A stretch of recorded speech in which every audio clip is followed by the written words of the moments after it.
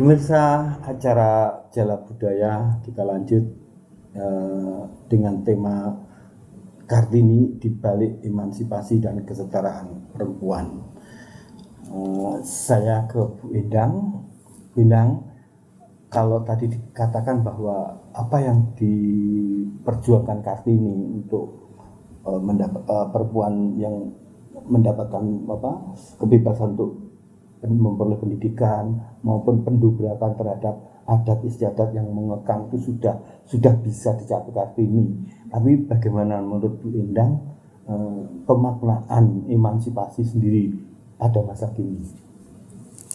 Baik, Pak Titus. Jadi menurut pendapat saya seperti saya sampaikan tadi ya, pada dasarnya untuk perjuangan Kartini untuk memperjuangkan perempuan mendapatkan tingkat pendidikan yang setara dengan laki-laki, itu saya kira kok sekarang sudah dapat dikatakan berhasil ya Pak. Ya meskipun masih banyak juga perempuan-perempuan yang belum bisa mendapatkan kesempatan untuk itu. Nah itu nanti yang sebenarnya menjadi tugas kita. Tugas kita sebenarnya bukan hanya perempuan ya Bu ya, tapi juga laki-laki juga. Karena laki-laki juga tidak akan terpisah ya dari perempuan. Jadi kita harus memperjuangkan yang belum mendapatkan kesempatan itu untuk mendapatkan pendidikan itu. Nah bagi yang sudah mendapatkan pendidikan kemudian sudah bisa memperjuangkan haknya untuk mendapatkan kesempatan bekerja di ruang publik, ya untuk menyetarakan diri dengan laki-laki, itu juga dia harus menyadari bahwa kesetaraan gender yang diperjuangkan itu bukan berarti dia harus sama persis dengan laki-laki. Karena secara kodrati memang antara laki-laki dan perempuan itu berbeda.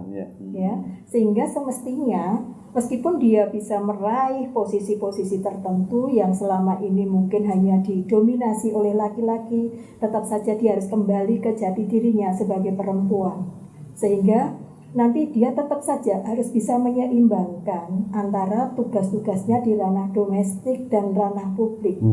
Sehingga dengan demikian itu nanti akan terjadi kesetaraan yang harmonis antara perempuan dengan laki-laki, dan memang diharapkan dari situ nanti ada sinergi ya.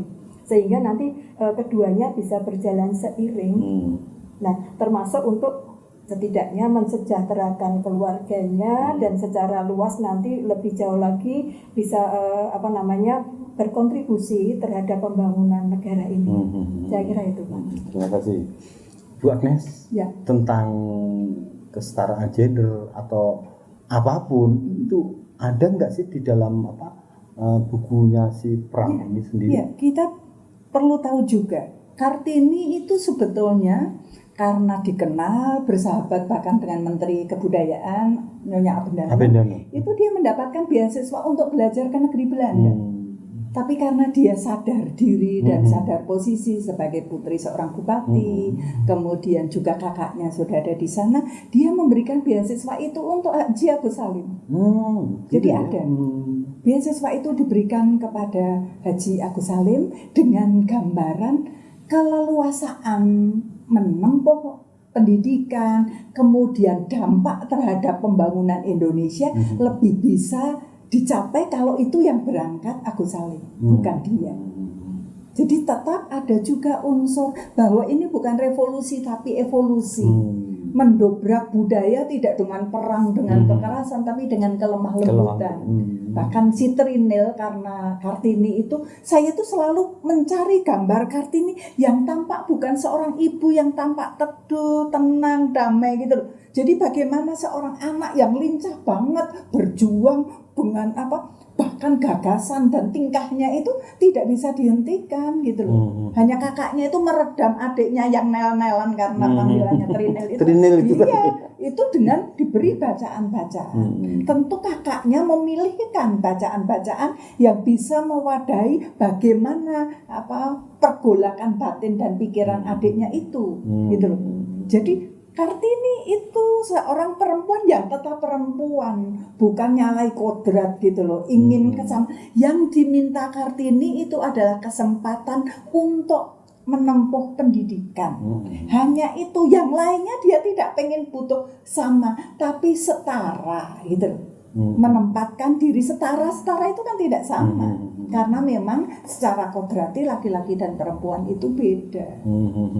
Tapi kemerdekaan berpikir, kemerdekaan menuangkan gagasan itu merdeka banget, sehingga waktu dia memang bersahabat dengan Stella Sehandelar yang memang tokoh liberal dari negeri Belanda, ya memang berpengaruh, tetapi tetap pada keliberalan berpikirnya, bukan bertingkah lakunya. Terima kasih. Ya tadi keliberalan berpikir itu loh kata kuncinya itu Bu Endang ya. Jadi bagaimana Bu Endang menyikapi? Mungkin Bu Endang bisa melihat pada mahasiswa ibu mahasiswi ya, itu seperti apa itu? Ya memang yang disampaikan Bu Apres benar ya. Jadi liberal dalam hal berpikir. Sehingga yang saya sampaikan kepada mahasiswi saya ya bagaimana mereka itu dalam tanda petik saya motivasi untuk bebas, kemudian memperjuangkan atau berjuang untuk mendapatkan prestasi yang sama dengan mahasiswa. Ya, sehingga mereka juga saya motivasi, bahkan saya motivasi jangan sampai kalah dengan laki-laki, supaya apa? Mereka nanti suatu saat seandainya dia kemudian bekerja juga bisa setara dengan laki-laki. Mereka tidak akan bergantung pada laki-laki, meskipun itu bukan berarti mengabaikan laki-laki, tapi bahwa dia bisa menjadi perempuan yang mandiri, yang tidak merepotkan orang lain. Saya kira itu emansipasi zaman sekarang semacam itu yang mestinya ya. Jadi bukan kemudian harus sama, tetapi bahwa dia bisa membebaskan diri terhadap ketergantungan laki-laki. Itu menurut saya sudah sebagai satu bentuk emansipasi zaman sekarang ini. Ya. Nah kemudian juga itu kalau bisa selain memotivasi diri sendiri, itu kalau bisa kemudian menularkan pada perempuan-perempuan lain di sekitarnya, itu saya kira juga salah satu bentuk emansipasi juga ya.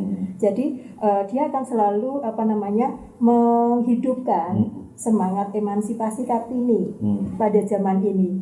Jadi kemudian juga perempuan-perempuan zaman sekarang dengan kemajuan teknologi itu diharapkan mereka bisa memanfaatkan teknologi itu dengan bijak, supaya apa? Kemajuan teknologi bagi emansipasi perempuan itu benar-benar bermanfaat.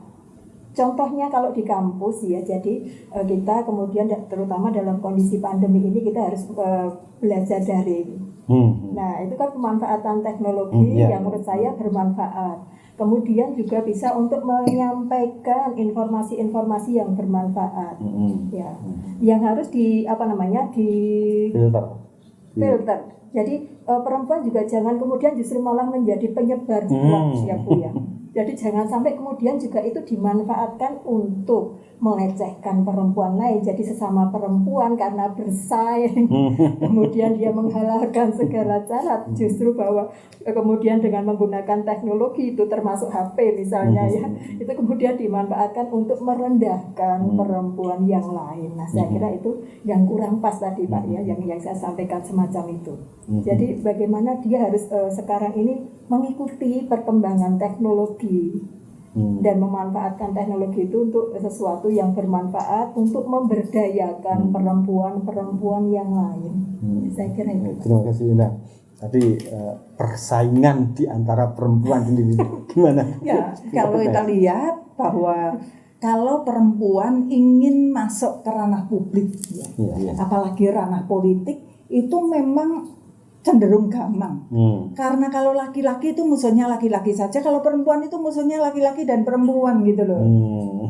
Jadi kadang punya nilai sisi positif yang dimiliki, tapi banyak perempuan yang ya memang startnya beda Pak. Mereka laki-laki sudah berperan di sektor publik politik lama, perempuan baru masuk. Sehingga kemudian diwadahi dengan regulasi-regulasi hukum, misalnya 33% sepertiga perempuan. Itu kan sebetulnya bukan, kalau begitu enak jadi perempuan kok diberi fasilitas, laki-laki tidak kok. Nah, karena memang startnya berbeda gitu loh. Jadi orang yang mau masuk, saya punya pengalaman Pak masuk dunia politik. Ternyata itu bukan dunia saya kemudian merasa begitu. Jadi ada nilai ideologi yang berbeda ya. Misalnya saya orang dunia pendidikan, masyarakat umum, agamawan, itu kan ideologinya benar salah. Tapi kalau orang politik di dunia publik kan cenderung menang kalah. Menang kalah. Kalau bakulan kan untung rugi. Untung rugi, Nah ya. sekarang ini kan politisi dan bakul jadi satu. Jadi satu. Lawannya dengan orang yang benar salah, Salah, iya. gitu loh. Sedangkan di ranah sana itu benar itu bisa jadi salah. Iya, betul. Bisa kalah, benar bisa kalah. Ya, kemudian salah bisa menang. Teman itu tidak ada yang abadi, yang abadi adalah kepentingan. Gitu. Jadi memasuki, saya mencoba di ranah politik. Oh, ternyata itu bukan dunia saya, sehingga saya akhirnya mundur gitu loh. Tapi kan tidak setiap perempuan berani mencoba gitu loh. Nah itu loh, coba-coba seperti itu yang kadang dibutuhkan perempuan yang mampu menembus lah batas-batas seperti itu. Kalaupun misalnya ada tokoh politik ya kayak Bu Megawati itu karena dia punya karisma bapaknya gitu loh. Jadi ada karisma yang melindungi. Tapi kalau lajang apa-apa lawaran, tidak ada backing, apalagi kemudian tidak ada uang, itu kelihatannya untuk masuk ke dunia sana agak sulit gitu loh. Dan Kartini belajar juga politik untuk itu, sehingga waktu dia mau menikah dengan Sosrodiningrat, dia mengatakan dia mau dijadikan selir keempat loh, tapi dengan janji dia bisa membuka sekolah di Rembang gitu loh. Karena apa? Saat itu banyak raden-raden mas yang tidak berani menikah dengan Kartini karena terlalu pintar. Laki-laki itu kan cenderung tidak suka perempuan cerdas.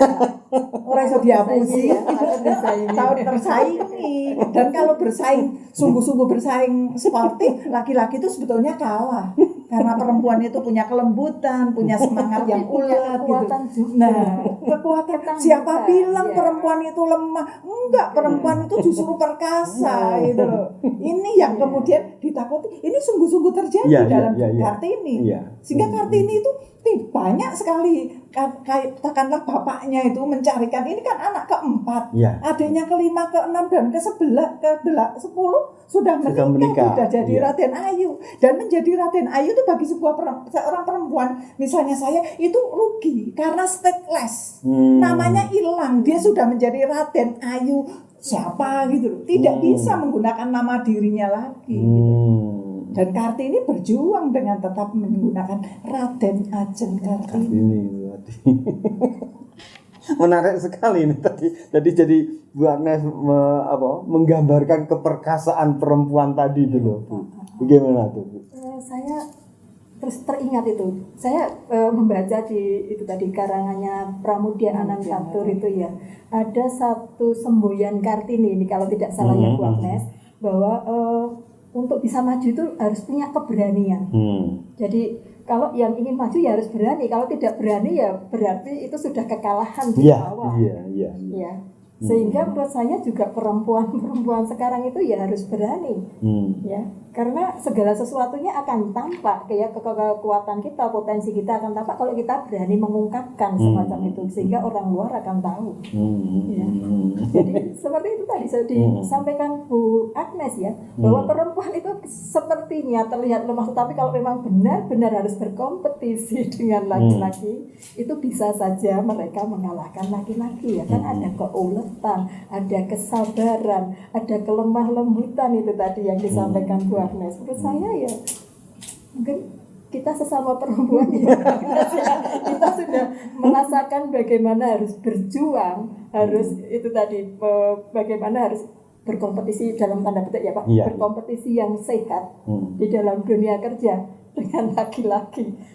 Ya itu pengalaman kita, bagaimana kita membuktikan itu. Jadi kita kemudian tidak merasa harus diberikan kemudahan, wah saya ini perempuan harus dimaklumi kalau saya tidak bisa begini. Karena di dalam diri kami, saya kira Bu Agnes juga sependapat semoga, bahwa Oke, kita perempuan, tetapi di dalam dunia kerja kita harus kompeten dengan tugas-tugas kita. Jadi tidak ada permakluman semacam itu yang kemudian justru melemahkan kami sendiri. Jadi kami sendiri yang harus kemudian fight juga dengan laki-laki. Mungkin dalam rangka menjaga harmonisasi di keluarga ya Pak ya.